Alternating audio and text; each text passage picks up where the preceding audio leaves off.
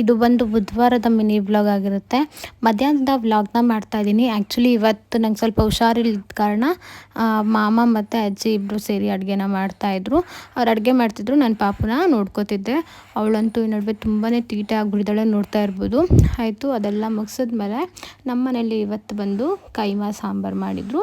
ನನಗೆ ಈ ಡ್ರೈ ಕೈಮಾನೇ ತುಂಬಾ ಇಷ್ಟ, ಅದಕ್ಕೋಸ್ಕರ ಅದನ್ನೇ ತಿಂತಾಯಿದ್ದೆ. ತಿಂದೆ ಎಲ್ಲ ಮುಗಿಸೋಷ್ಟರಲ್ಲಿ ಅವರು ಸಾಂಬಾರು, ರೈಸು, ಮುದ್ದೆ ಎಲ್ಲನೂ ರೆಡಿ ಮಾಡಿದರು. ನನ್ನ ಮಗಳು ಹಂಗೆ ಕೂತ್ಕೊಂಡ್ರೆ ಅವರಪ್ಪ ಊಟ ತಿನ್ನೋದು, ಇಲ್ಲಾಂದರೆ ಇಲ್ಲ. ನೋಡ್ತಾ ಇರ್ಬೋದು, ಸಕ್ಕತ್ತಾಗಿತ್ತು ಕೈಮಾ ಸಾಂಬಾರಂತೂ. ಯಾರಿಗಾದ್ರೂ ರೆಸಿಪಿ ಬೇಕಿದ್ದರೆ ನನಗೆ ಹೇಳಿ, ನಾನು ಶೂಟ್ ಮಾಡಿ ಹಾಕ್ತೀನಿ.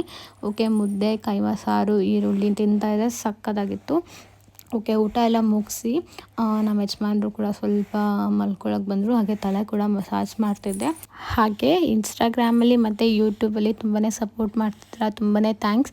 ಹಾಗೆ ಲಾಂಗ್ ವೀಡಿಯೋಸ್ನ ಅಪ್ಲೋಡ್